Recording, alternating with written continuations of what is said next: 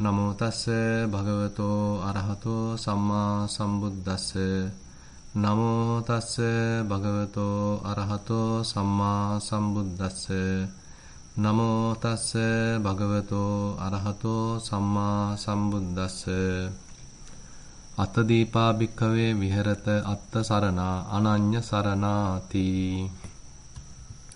Dear friends in Dhamma, so basically we have completed one sutta which is called Tuvataka Sutta last time. So therefore I got a request to conduct a series on this Attadipa Sutta, with yourselves as an island. So this sutta actually available in Kanda Sangyutta. You know, in Sangyutta Nikaya, the connected discourses of the Buddha, there are series of certain thematic type of suttas are very much collected, and among them the Kanda Sangyutta particularly dealt with the khandas, the aggregates, and in this Attadipa Sutta also Buddha touched upon the aggregates. And this was preached while Buddha residing at Savatthi, and there he starts with an instruction. Attadipa bhikkhave viharata atta sarana ananya sarana. Dhammadipa dhamma sarana ananya sarana.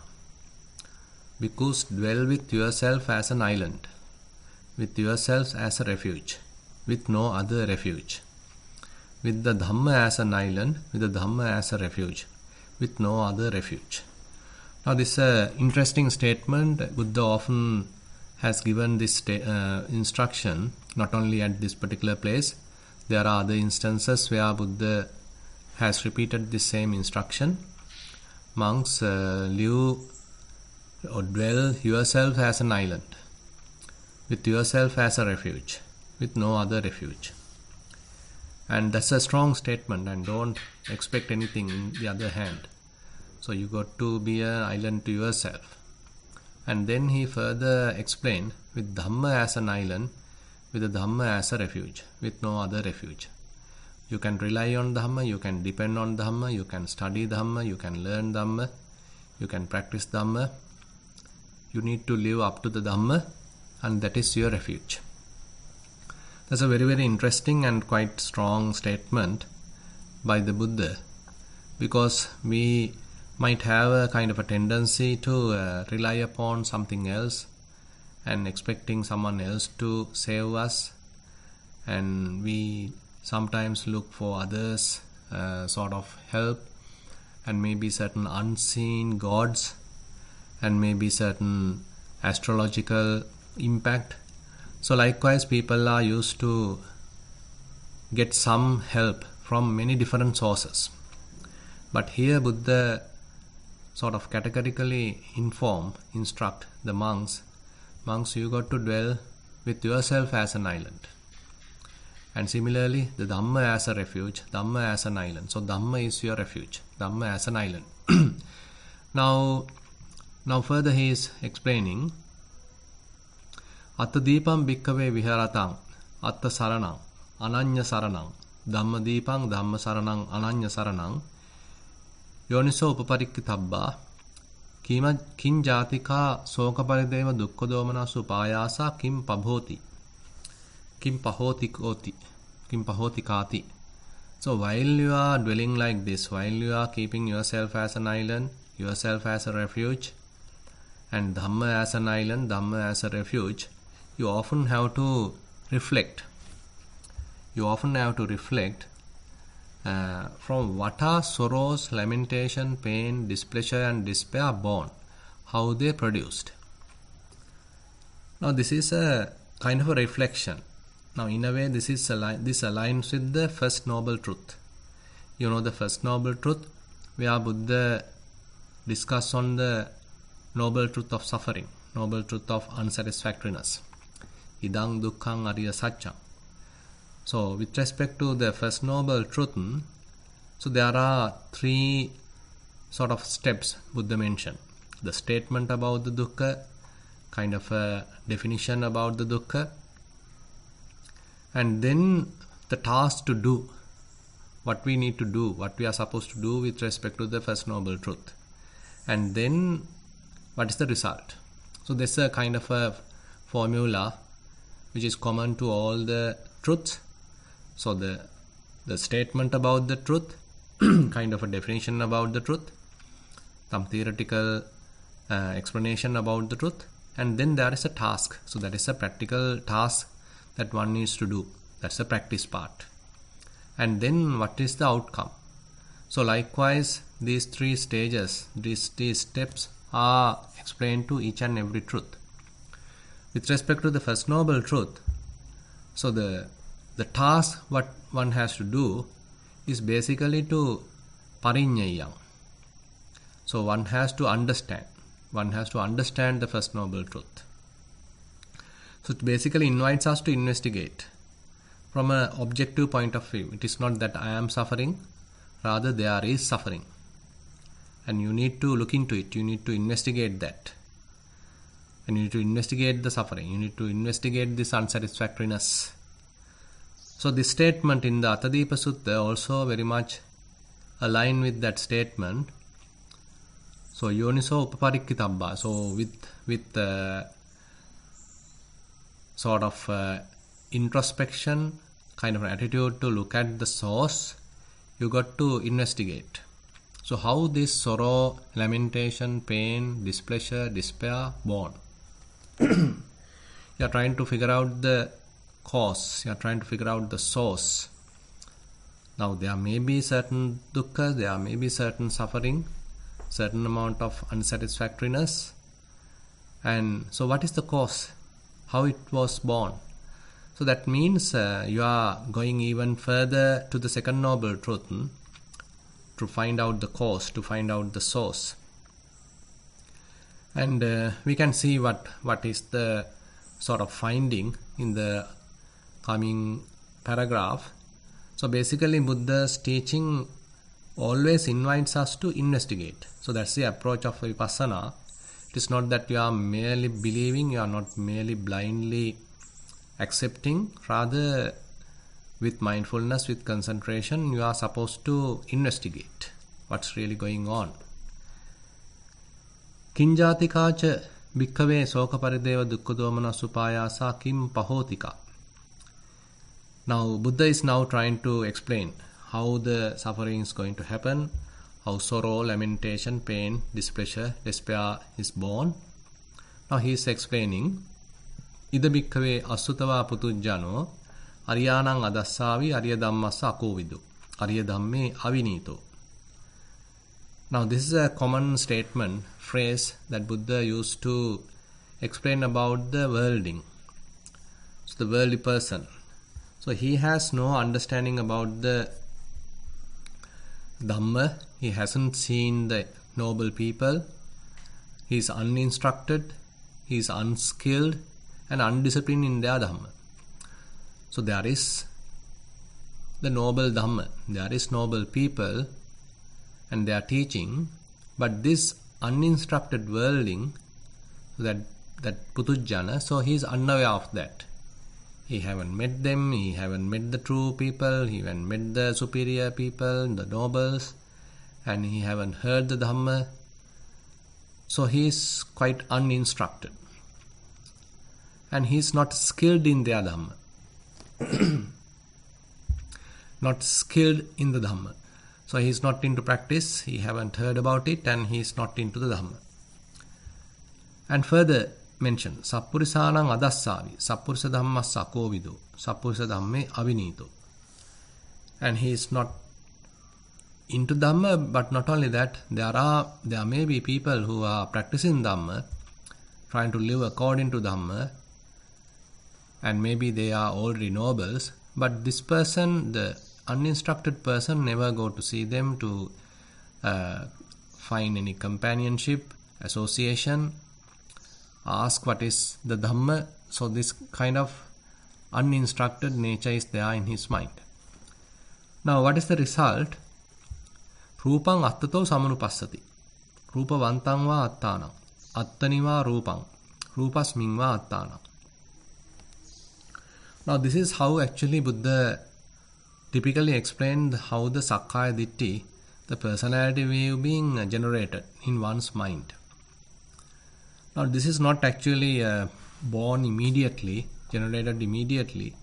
Rather it's a kind of a conditioning process, kind of a learned experience is there, that when someone is born as a kid, as an infant, now slowly the mother, father introduce that kid into the world. Now various terms are introduced and various toys are being given, and so mother and father start talking to him, and slowly he is introduced to this world. He is given a name, and then maybe mother is introducing, okay, son, this is your father, this is your brother, this is your sister. So your sister, your father, your brother. So kind of a relationship is now being generated. Now this infant is getting this sense of belonging, sense of possession. And now he may possess certain toys, and this is my bat, this is my ball, this is my doll. So likewise the possessive attitude is further generated. And now as he further growing, now the name is there, now mother, father talk to him with the name, and so the little kid understand, okay, this is my name, so I am unique among other crowd, among other children, my name is this. So he is understanding in a way, in a conventional way, so my name is this, so I belong to this, I belong to this family, this is my father, this is my brother, this is my daughter, this is my mother. So likewise the possessive attitude is being generated, and as he going to the college, now the other children and other friends are now talking to him with the name, and he's given a unique place. So this is my desk, this is my chair, this is my book. So likewise the possessive attitude is fairly growing. Now as he is further growing, now various other individuals he is meeting, now he has friends, and now he has a teacher, he has other different colleagues, and my father is also there, my brother is there, my sister is there, my mother is there. So likewise, so all these individuals are now in his world. Now he is slowly building his world through the eye, ear, nose, tongue, body, mind. He is now start thinking, learning and studying various subjects. So likewise, so now he is building his own world, and slowly he further enhance his possessiveness, he further enhance his identity, and people are, now he might be rewarded for his performance or might be punished for his performance, some ill behaviors, and the different feelings are arising, and those feelings are being felt, and that too identified. So likewise you can understand, so as we are growing in the society, so we being given names and we being given an identity, and it being further highlighted by giving a social status, a designation, a gender, and maybe an identity card, social security number, maybe passport. Now all are sort of telling us, proving us we are an individual. I am a unique person, I am an important person, I have my social status, I have my designation, I have my name. So likewise, so we are building this, what we call the Sakkaya Ditthi. Now Buddha actually analyzed this whole scenario using 5 aggregates. Now we are experiencing various sight, sounds, smells, tastes, tangibles, and even we think, and so we are living in the world, and that is not merely the outside world, it may be sort of even the inside world.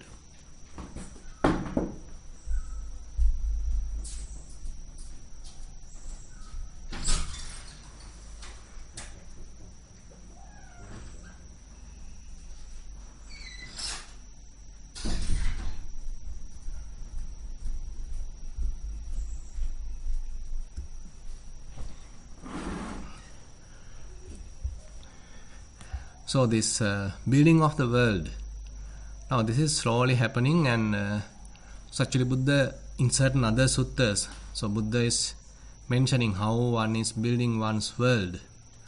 Chakkucca paticca rupecha upajje chakku viññānaṁ tinnaṁ saṅgati passo passapacca vedana yang then vedana pacca tanha tanha pacca upadānaṁ upadāna pacca bhavo bhavo pacca jati.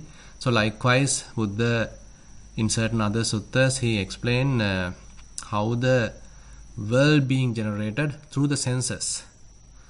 We are interacting with the sight using our eyes, with the sounds with our ears, with the say smells through our nose, with the taste with our tongue, with the contact with the tangibles with our body, and then the thought world with the mind. So likewise, so we are constantly interacting, and this is how we perceive. Now as a result of that, we are generating kind of an experiential world. So that becomes our world, our inner world, kind of psychological world. Now in that world being generated, we by the way start suffering. So that's another story. It's inevitable. So I have my own world, my constructed world, and the other individuals also have their own constructed worlds. And what happens is, now as I am growing, I start sort of having certain desires for various other things, sight, sounds, smells, taste, tangibles, and others are also having the same kind of desires. Now there is a kind of a competition. I don't want to share, I am a bit stingy. Others are also like that, so they don't also want to share, they also stingy. Now there can be a conflict. So what I want is something belong to someone else. Now I want that, but he is not ready to share it with me. Now I am in a conflict, I am in a competitive situation. So likewise the struggles, the conflicts, battles are sort of generated in this world.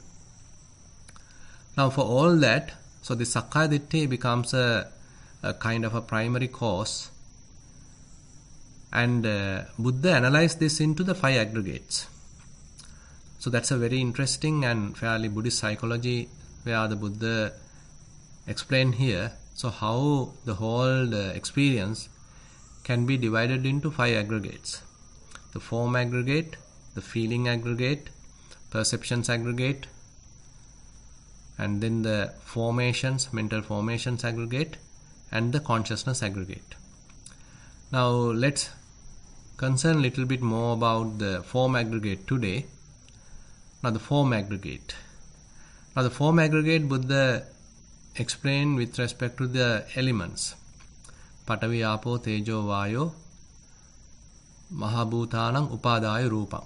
So basically the earth characteristics, the water, fire, air, so these are the 4 great elements, and as a result of their combination there may be other subtle elementary characteristics. Altogether we call it as the form aggregate. Now whatever we experience as physical can be explained through these 4 characteristics: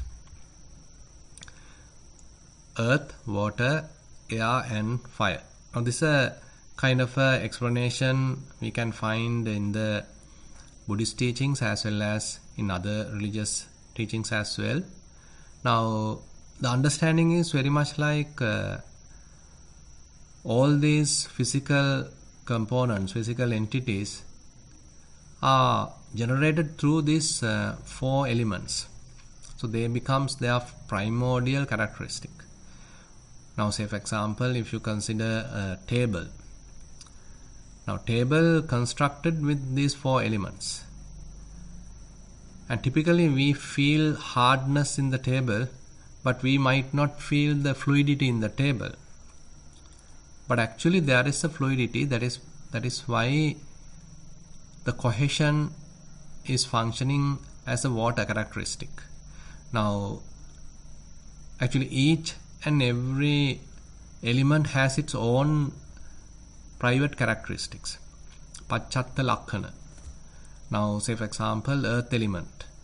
It has hardness, softness, roughness, smoothness, heaviness and lightness. Now, these are the earth characteristics.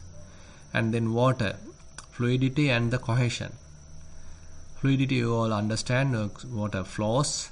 The cohesion means that the water is responsible, the characteristics of water is responsible to cohesively attach whatever other elements together. Now, say for example, if you take a little, some amount of powdered milk, say you put some water, and then it binds together, it attaches together. That is because of this cohesion in the water. So therefore, water shows two characteristics. One is the fluidity, other thing is the cohesion. And then the air is the responsible one for movements, vibrations. And then the heat element is responsible for different kinds of temperature, that means heat and cold. So likewise, these are the primary characteristics what we are experiencing in the physical realm, physical world. And everywhere, whatever you experience, whatever the physicality, the materiality you are experiencing, can be explained through these four characteristics, four elements. Actually, you can add, if you like, even the space characteristics. So basically, 5 elements we can say in that sense. And 4 elements, and wherever there are space between among these other 4 elements, what is available is what we call as the space element. Now, we typically don't see like that. I mean, we can't see, or we don't see from that perspective. We immediately see there is a table, there is a laptop, there is a chair. So likewise, so we have already added so much of other layers on top of these elements. Actually, primordially what is available are elements, but what we have done, just for the communication, just for our easy reference, we have given names to all these different accumulations of 4 elements. Whatever available are merely 4 elements, but we have given names, we have given identities, we have given them unique shapes and different terminologies to explain this experience. Now, table is like this. Table has 4 legs. Table has another timber plane. Chair is like this. Table is used for this. Chair is used for that.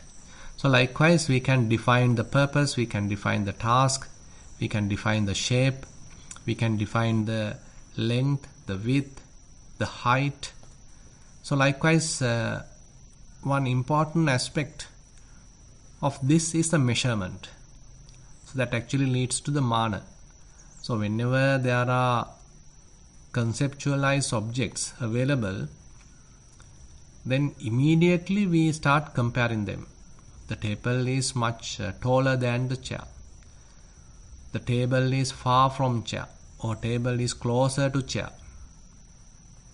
Maybe chair is kept on the table. Maybe chair is kept under the table. I need a table. I have only a chair. So likewise, we start communicating, we start making different expressions, and we start giving kind of relative expressions with respect to the table and the chair. So likewise, the whole communication, the whole language, different linguistic aspects are all very much like prepared now, constructed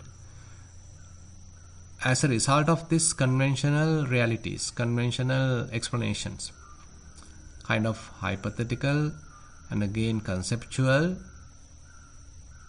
Objects are now being generated. Now we can give various definitions, linguistic explanations. Now the problem is, so then we take them as something real. The chair is something, table is something. It become an important thing. So we objectify. We constantly objectify this. So we don't say, they are changing and they are made of 4 elements, and so we don't refer like that. Rather, table is something, chair is something. It becomes an object. So it becomes an object of our experience. Now this is my chair, this is my table. So likewise, now I have a relationship with the table, I have a relationship with the chair. So when we conceptualize various objects in our experience, and now I have a relationship with that. So this is my chair. Now assume that while as a kid, when you are in college, so if your chair being taken by another kid, then you might cry, you might get into argument, because my chair is missing. My chair was taken by another student. So likewise, now we have a possessive attitude towards this object. Now the same thing applies to our body. So we are being born as an infant, we have a very little body. But as we are growing, now we become stronger and we become prettier. And now I am trying to show off my appearance. I like to show my presence among the others. So I am wearing beautifully. I am trying to attract the others, and I am using various techniques to do that. So this is my body. And this is my body is actually one level of identification. Another level of identification is this is I am. So this body represents me, immediately me. So therefore Buddha analyzed this into four different levels. So how the Sakkaya Ditthi being generated with respect to the form aggregate. So he divides into 4 levels. So Rupang Attato Samanupassati. Rupang Attato Samanupassati. Now this statement indicates a direct identification. This body is myself. This I am the body. Very much like the direct identification. It has become very much overlapped. The identity is very much overlapped with the body. I am the body. Rupang Attato Samanupassati. So basically, regards form as a self. He regards form as a self. Now this is the typical explanation we typically might have whenever I am too much attached to the body, and I typically have this sort of explanation, okay, I am the body. So it is not that I am telling I as the body, but it is inherently sort of accepted. I accept this body is myself. It is not that I am going and telling like that to the others, but there's an inherent conceiving is there, inherent acceptance is there, okay, this body is myself. And the other form, Rupa Vantang va Attanam. So that represents a kind of a belongingness. I have a body, this is my body. So I am a self, I am an individual. So this individual has a body. So the body is a part of myself. So basically, so the longingness, so the belongingness, the possession is the second way how we are identifying. So self as possessing the form. Self as possessing the form. Now this is how we are assume that we are going in front of a mirror and we see our reflection, we see our image, and we immediately identify, here I am. That may be the direct identification. Or else I might say, okay, my appearance is good. My appearance, my body appearance looks good. Or I am getting old. So that is the direct identification. Or one might say, okay, my body getting old. My body getting old. So likewise, many different ways we start identifying. And another form, Rupa Vantang va Attanam Attani va Rupam. Attanivarupam. Attanivarupam means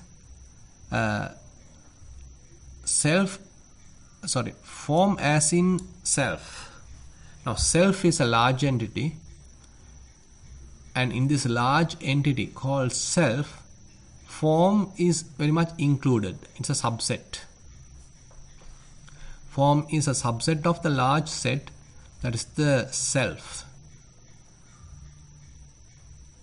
And the last one, Rupasmingva Attanang. So that means self as in form. So this body is there. Now inside the body there is self. Inside the body there is a Atma, there is a self. Now Buddha analyzed this form aggregate using these four denominations in a way.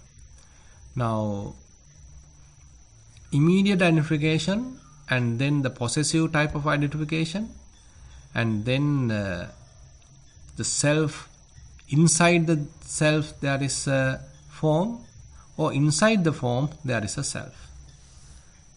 Now whenever we are thinking in many different ways with respect to the whatever physical component, we might be able to figure out, okay, among these four types of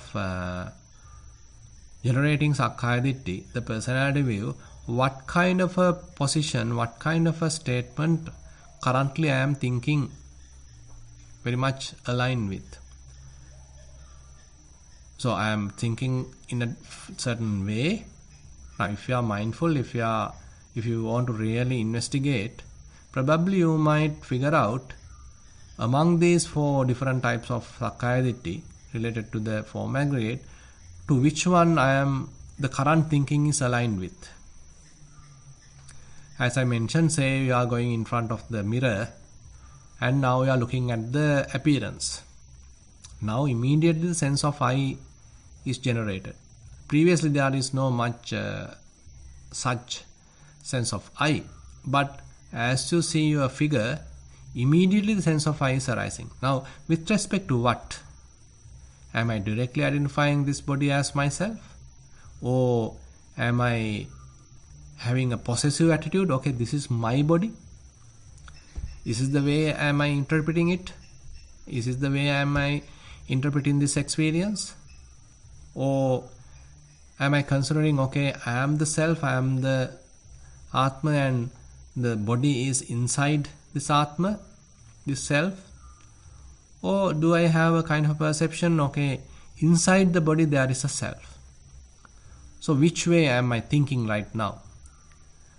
As a result of the appearance of the form being generated, visible in the mirror, how the Sakkaya Ditthi being generated?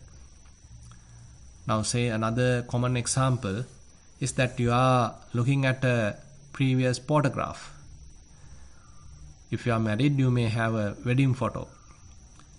So if you are a kind of a degree holder, you may have the bachelor's photo. So your degree certificate. Okay, if you are being outside with your friends, probably you may have a group photo. So when you look at this whatever group photo or your bachelor's photo, whatever, and once you are looking at it, what is the perception you are generating in your mind? How are you experiencing it? Do I have a possessive attitude when I am seeing it?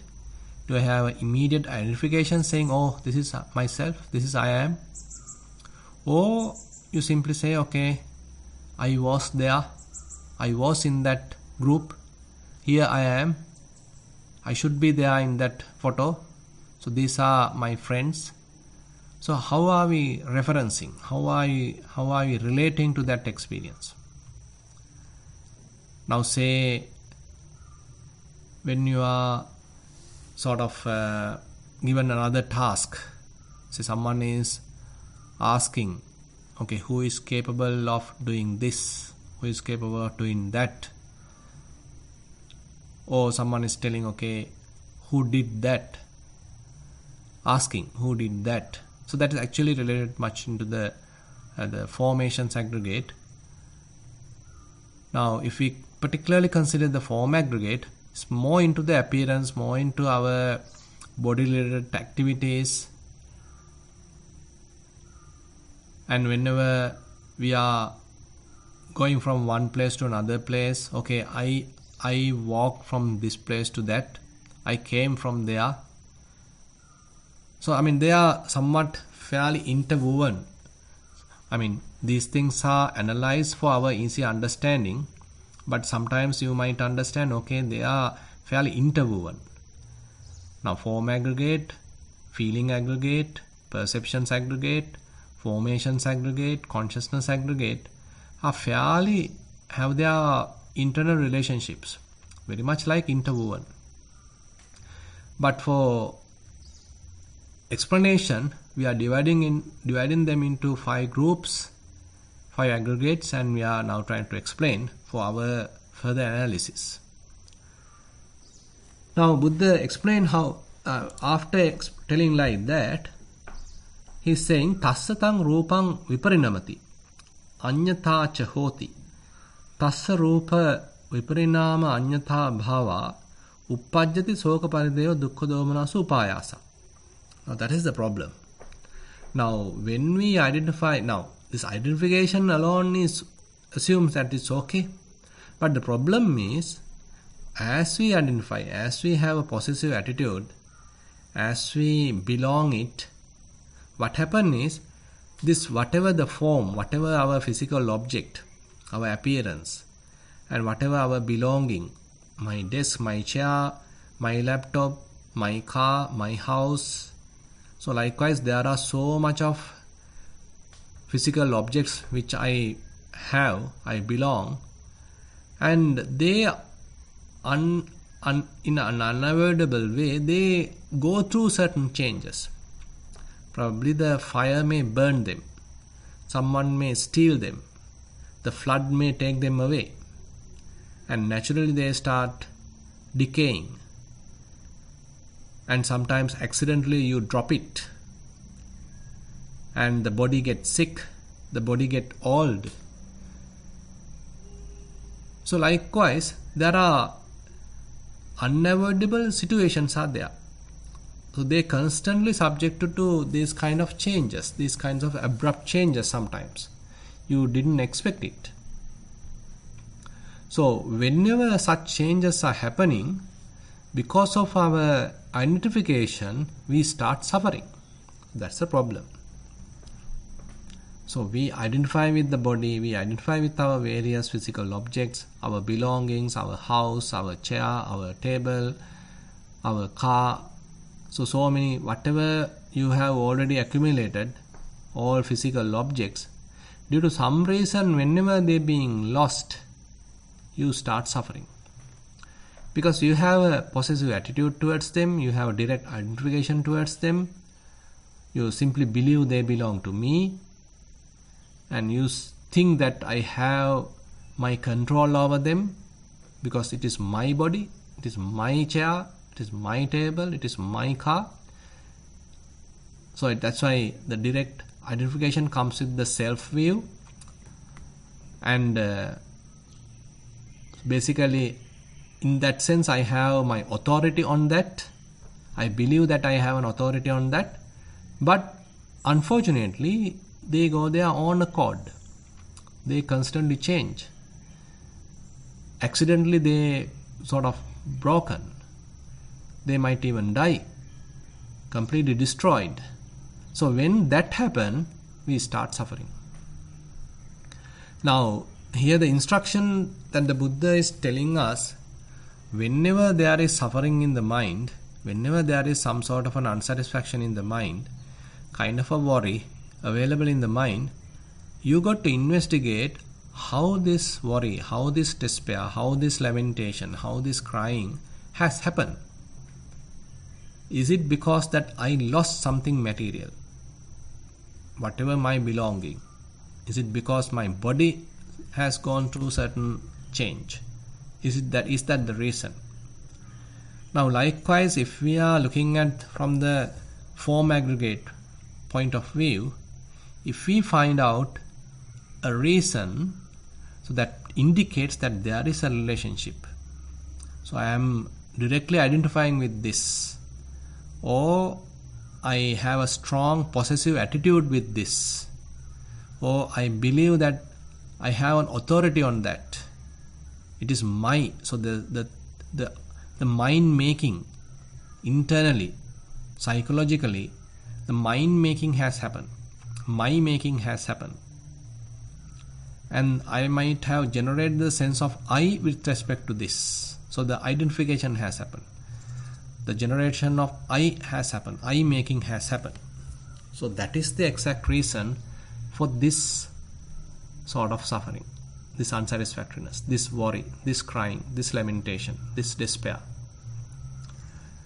Now this is a very, very strong and very, very subtle way of investigation. So it penetrates through the very identification.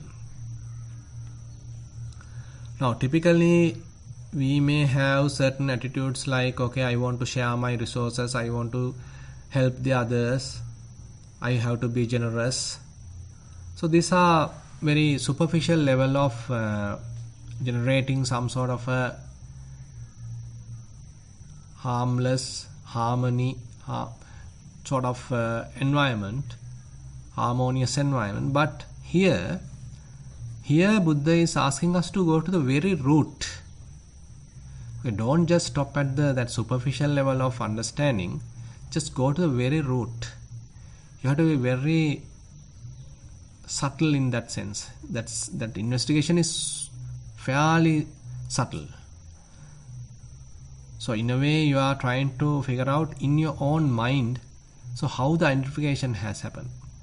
So what is the attitude in the mind with respect to what I have lost? Assume that you are driving a car and accidentally someone has hit it. You met with an accident. Assume that you bought it last week. So expensive, it's a very beautiful car, and you spent fair amount of money. You were expecting that for long time. So that is your dream, to buy that particular car. But unfortunately, after 1 week, you met with an accident. So what is happening in your mind now? So now typically what happens is we start blaming the other person. So I was driving properly, I was following all the rules, road rules, and the other fellow came and hit me. So he's the one responsible for this. So this is how we interpret the whole situation. But if we look at the mind, so here we are going more in a penetrative way, how the sorrow being generated, how the worry being generated, how the lamentation is happening now, what is the reason, what is the exact cause. There you may think, there you may understand, okay, I had a strong attachment to this object, this car, and I expect it belonged to me. I was expecting certain authority in that, certain controllability over that, since it belongs to me, and it has gone through abrupt change. Now I can't accept it. I couldn't believe it, because I have that strong personality entrusted upon it, projected upon it.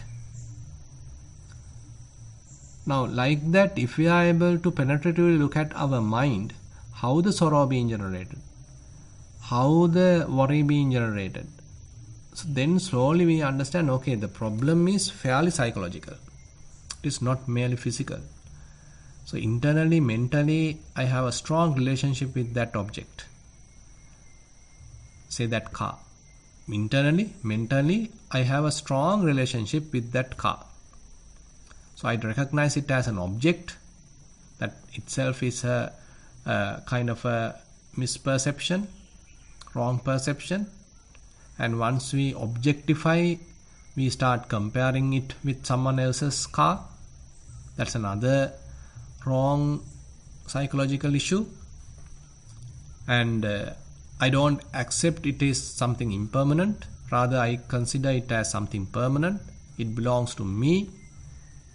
and it is giving me satisfaction. I want to be happy using that, and all sorts of wrong views are into the situation, into the scene, and I am looking at it from a fairly distorted mind.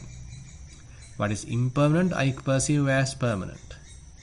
What is unsatisfactory I consider as satisfactory. What is not self I consider as self. So likewise, all sorts of distortions are also into the picture. All have contributed severely to my wrong understanding and to generate this personality view. And whenever whatever object belong to me go through that change, I suffer. Now this is a kind of an experience, so this is a kind of a practical situation that we all have to look into. Whenever we are attached to something physical, whenever we are identifying with something physical, it could be your body, it could be whatever you are belonging, it could be your car, it could be your house, or whatever other furniture, whatever you acquire, it may be your jewelry, whatever it is. So likewise, whenever we have such possessive attitude, identification type of attitude, then we are in trouble.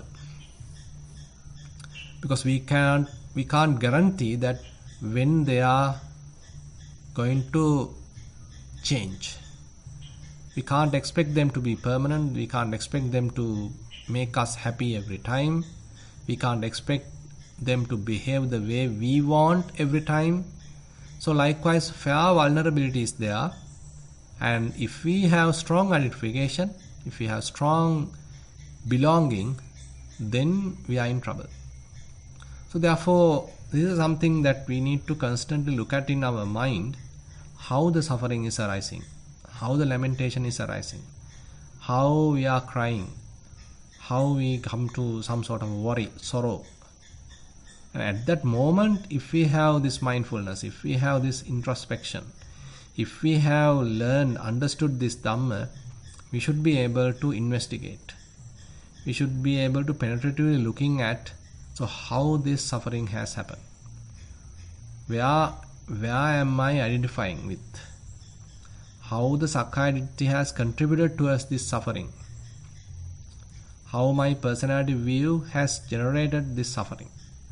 So likewise, if we are able to identify it, then we are sort of trying to go in a different way. Rather than being a victim of that vicious cycle, now we are looking at from a wise angle. We are looking at from a wise reflective angle that can cause for us to reduce suffering. That part actually we'll discuss later. But here, the identification part, belonging part, possessive attitude, all that contributes to the suffering, and that's something as an insight we can find out when we actually go through some sort of a suffering. We actually go through some sort of a mental agitation or any unsatisfaction. Whenever we are going through, if we have understood the Dhamma, you can look at in a penetrative way into your own mind and see how it has happened. Okay, with that note, I like to conclude today's Sutta teaching session. And if you have any question, now you can ask. Hi, Ashini. Feel free to mute. Yeah, Thero Sannai. Swamin Hansa, tomorrow is my birthday. So I want to ask a question from Obahansi related to that. Swamin Hansa, in my family there are 3 children, my elder brother, me and my younger brother. And when my mother was giving birth to me, she says that she had a great pain. Thereafter, and she expected a baby boy. So she was disappointed also. Thereafter, she didn't actually love me, and she ill-treated me, and she loves the two brothers so much, and she always called my two children.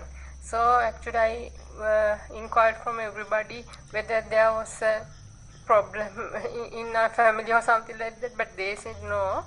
And my father is very kind to me, and he loves me so much. So Swaminathan, even from the very young age I had that problem. But lately I thought, when I was doing this practice, I thought I should do something about this actually. After I have started doing metta meditation, the situation in the family became much more better. So I realized that there can be a solution in this from Dhamma, but her side is always the same. But from my side, there are things I did, and now I am better than before. And I think I can overcome this 100% if I know the right method. Now the methods I used related to Dhamma was from accidentally maybe. So could you please give me an advice to overcome this situation so that she won't be hurt in any way, and she will be beneficial, and she will do something for her path also, and then I will be also very much helpful to her, and there will be mutual understanding between both of us, like that, something better, something to console my mother's heart, so that she won't regret that she had a baby girl, like that. So could you please give me an advice regarding that?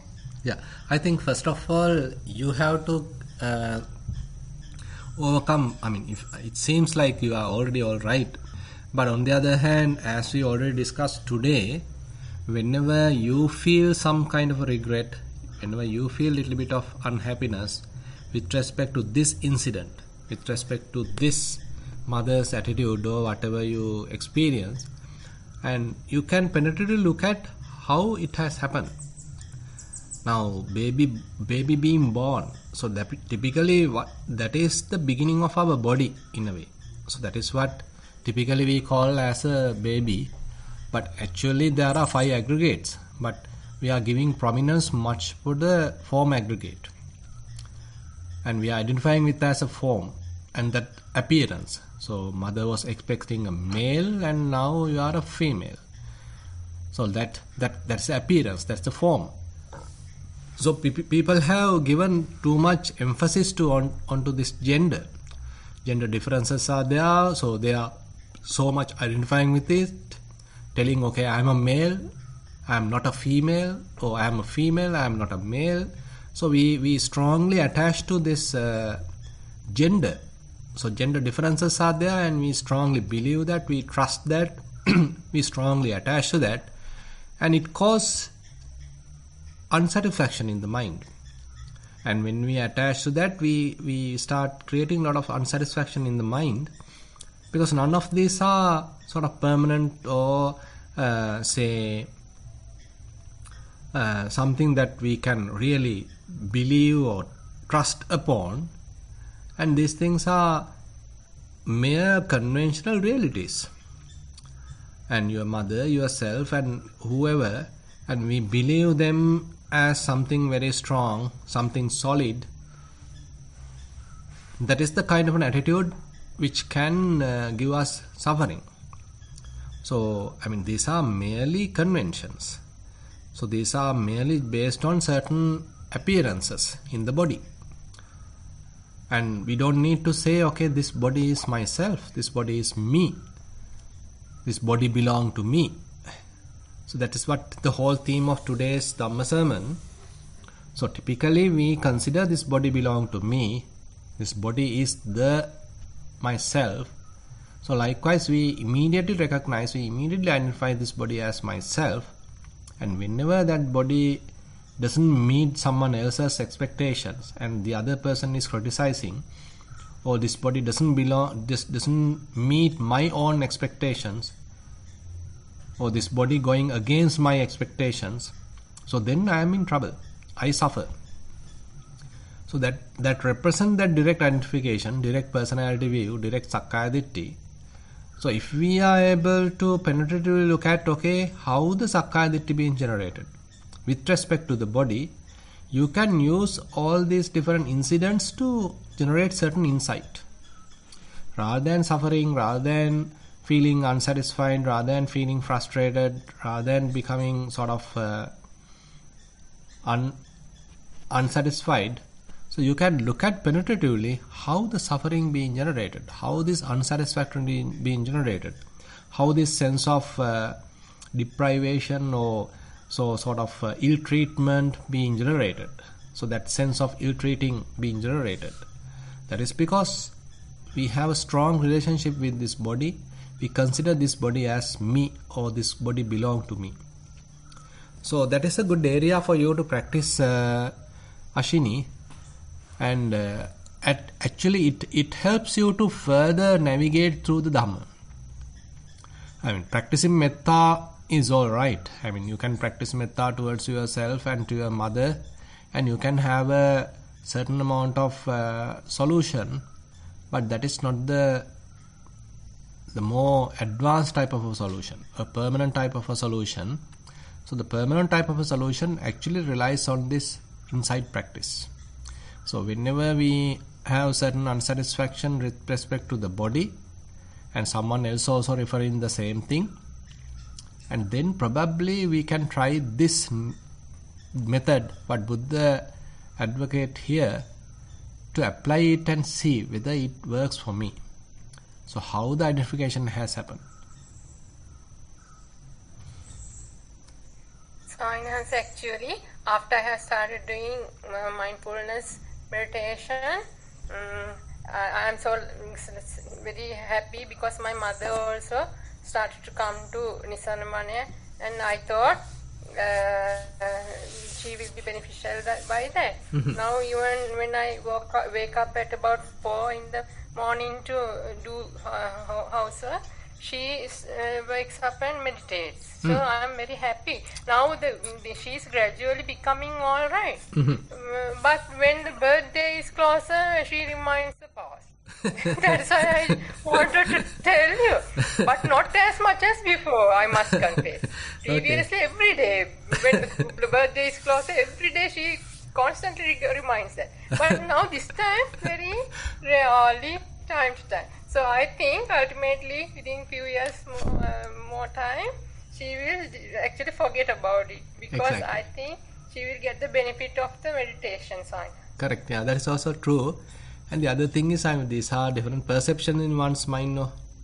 Actually, people have different perceptions, certain social norms, and they have their own preferences, and all these are very impermanent things. And they make statements with respect to those preferences. But these preferences sometimes does not really meet. They can't immediately fulfill every time. I may have my own preferences, but how can I guarantee all my preferences, all my likes being 100% satisfied? That won't going to happen. So when it is not met my expectation, then I am going to suffer. So that is not because of someone else's issue. It is my own issue. So I had this preference, I had this liking, I had this desire, and I couldn't make it, I couldn't fulfill it, then I am suffering. So who is responsible? So basically it is not someone else is responsible, rather I am the one really responsible. That is my ignorant way of looking at it. In the first place, why did I expect? Why did I have some sort of a preference? That's why certainly if we are able to have a fairly open mind and quite ready to accept whatever happens in a kind of a radical way, so then it may be less suffering. But unfortunately we have so much of expectations, and we expect things to happen in a certain way, and when it doesn't happen in that way as we expected, we are suffering. But as we are slowly maturing in Dhamma, so we become somewhat mature to accept the way it is. Okay, this is the way it is. So I am ready to accept it. So this body appear like this.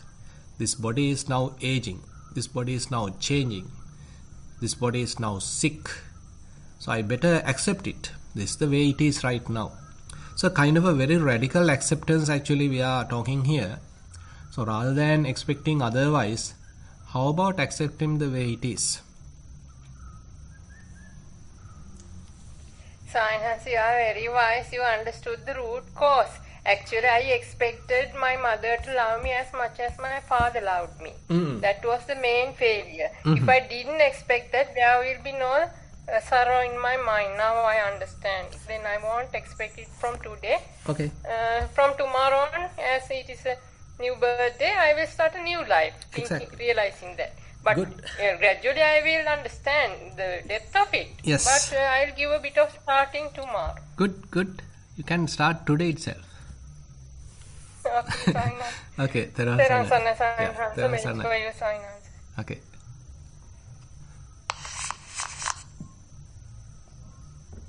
Thank you. I'd like to invite Yastapala for the next question. Thank you, Jennifer. Thank you, Bhante, for the Dhamma talk today. I actually would like to share a Kamatahan report. So I practice walking and sitting meditation, Bhante. Today's report is about the last 15 minutes of my 1 hour sitting meditation. And in the last 15 minutes, mind is mostly spacious and free of thoughts.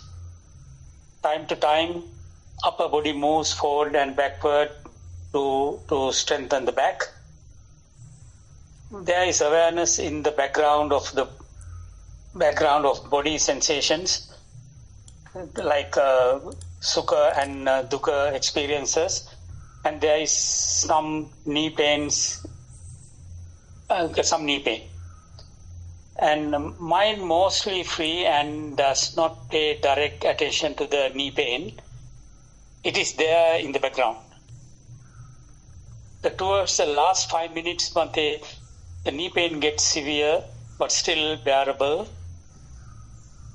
And then towards the end, there is a thought in my mind that the alarm should go off soon because of the pain, I suppose. And then once the alarm goes off, I change the posture and then slowly the knee pain dissolves. And after that, of course, I feel happy about the sitting session that I did.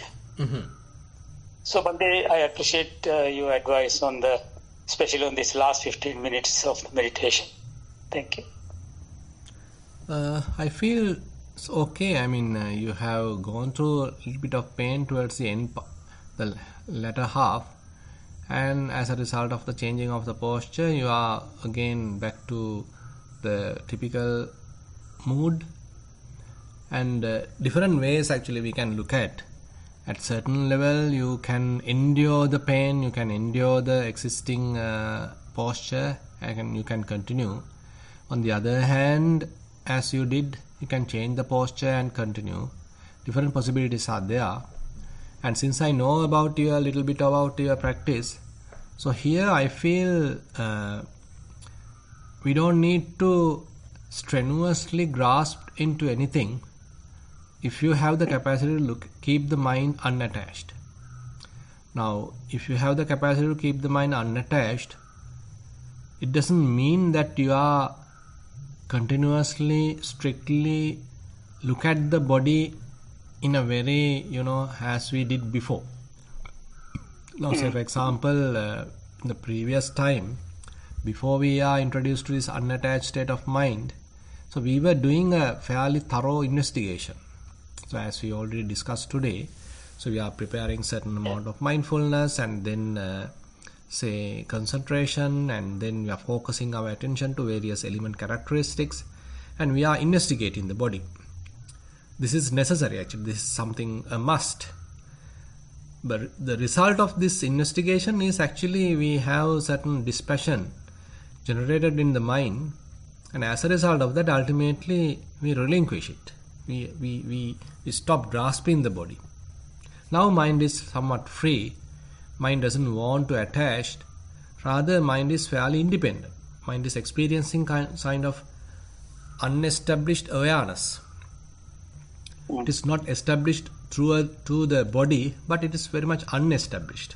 You are aware, but it's not landed upon the body.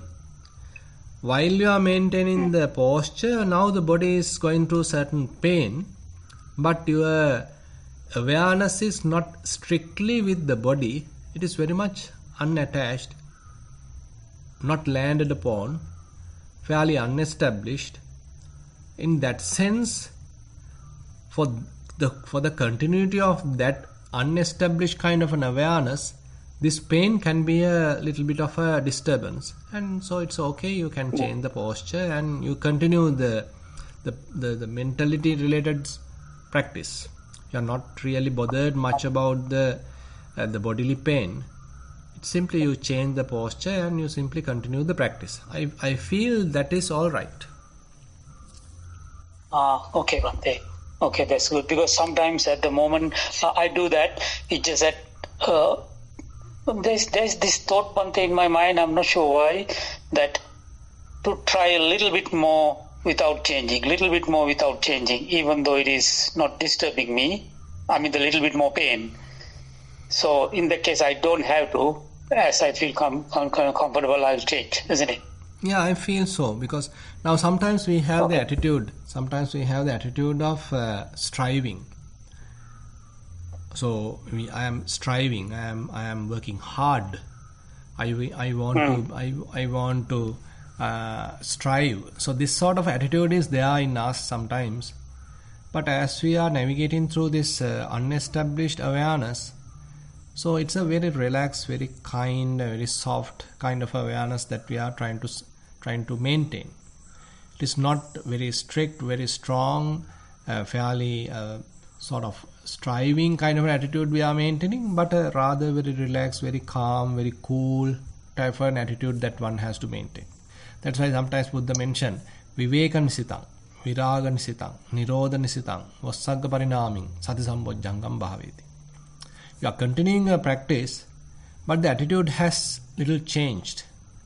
It is not that you are strictly maintaining the as before. Say, as before, assume that a couple of years ago you are practicing strenuously, following strictly a particular schedule and never changing the posture, and very rigid kind of a practice.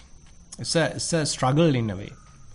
But once you switch to this open awareness, once you switch to this unestablished, very effortless kind of mindfulness level, it's a kind of a very smooth, very relaxed, very soft, very delicate, very balanced kind of a attitude that you need to maintain.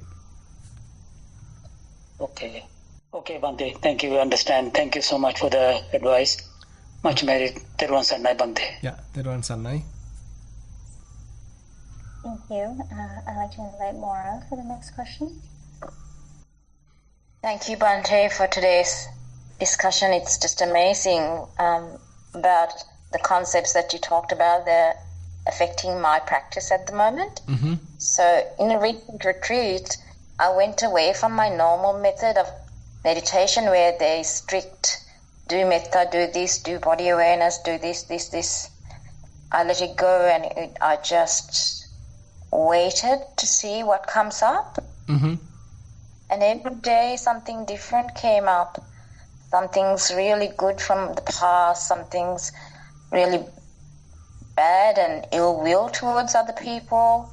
And then when I came out of meditation, there was a lot of self-criticism. Mm-hmm. So I saw myself a lot more with this meditation. So now that I've come home, I sort of do the similar practice where I sit and see what comes up rather than following a pattern of what my usual meditation has been. Mm-hmm.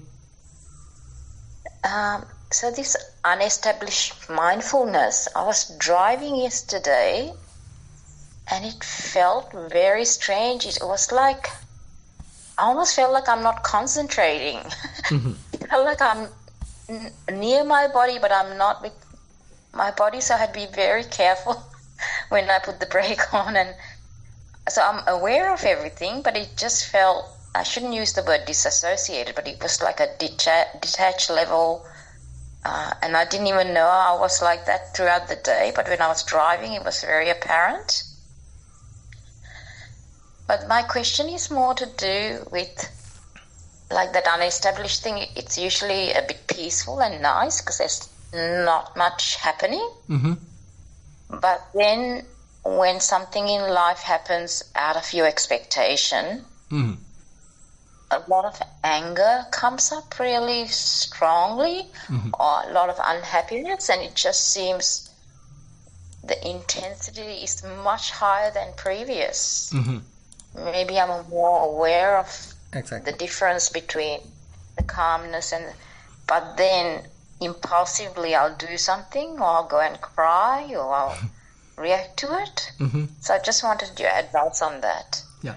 So as you mentioned, one thing is that as you are continuing the practice, more and more the mind become relaxed and calm and cool.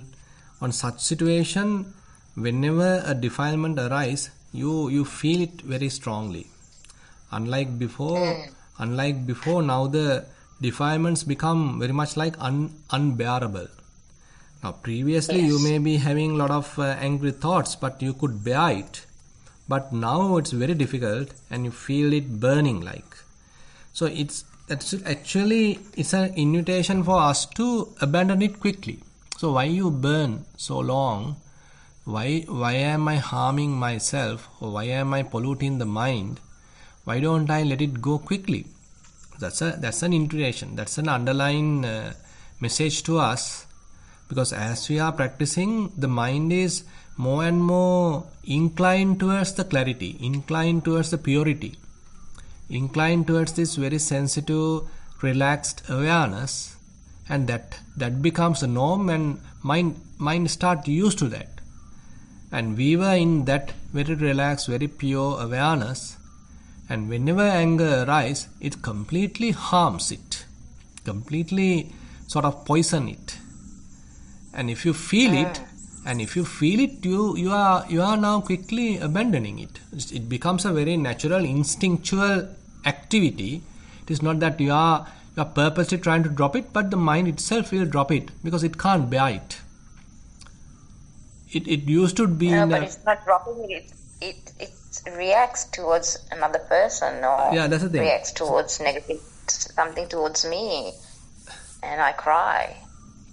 Crying is one way of releasing the pressure, but slowly, if you are able to recognize the sort of root cause is one thing, and recognizing this anger at its early stage is another thing. So likewise, some further development is required. So crying is one way of releasing the pressure, releasing the stress, releasing the sorrow.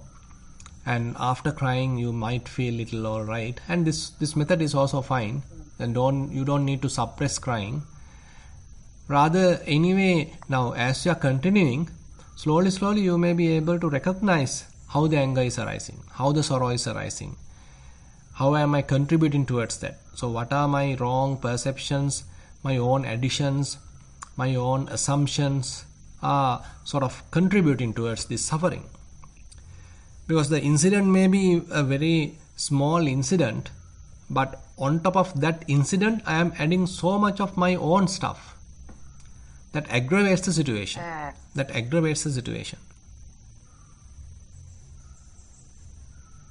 Thank you, Bhante. I will take that on board. Yeah. Thero Saranai. Yeah, Thero Saranai.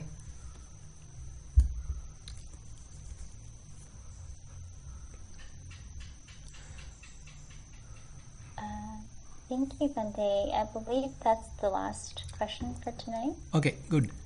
Okay, then we have spent today also about 1.5 hours. And we were able to discuss certain amount of Dhamma, and we were able to listen to a Dhamma talk, and all that's merit what we have accumulated we'll share with all the celestial beings, past relatives, and whoever in need of merits. And we wish these merits help us also to understand the Buddha's teaching and to practice it to the best of our ability. We'll recite the traditional verses. Ettavatacha amhehi sambatang punya sampadang Sabbe deva anumodantu sabba sampatti siddhiya Sabbe bhuta anumodantu sabba sampatti siddhiya සම්මේ සත්තා අනුමෝදන්තු සබ්බ සම්පatti සිද්ධියා. ආකාසට්ඨා ච බුම්මට්ඨා දේවා නාග මහින්దికා පුඤ්ඤන්තං අනුමෝදිත්වා චිරං රක්ඛන්තු ශාසනං චිරං රක්ඛන්තු දේශනං චිරං රක්ඛන්තු මම් පරං. ඉදං වෝ ඥාතීනං හෝතු සුඛිතා හොන්තු ඥාතයෝ. ඉදං වෝ ඥාතීනං හෝතු සුඛිතා හොන්තු ඥාතයෝ. ඉදං වෝ ඥාතීනං හෝතු සුඛිතා හොන්තු ඥාතයෝ. ඉමිනා පුඤ්ඤ කම්මේන මාමේ බාල සමාගමෝ සතං සමාගමෝ හෝතු යාව නිබ්බානපත්තියා. ඉමිනා පුඤ්ඤ කම්මේන මාමේ බාල සමාගමෝ සතං සමාගමෝ හෝතු යාව නිබ්බානපත්තියා. ඉමිනා පුඤ්ඤ කම්මේන මාමේ බාල සමාගමෝ සතං සමාගමෝ හෝතු යාව නිබ්බානපත්තියා. සාදු සාදු සාදු.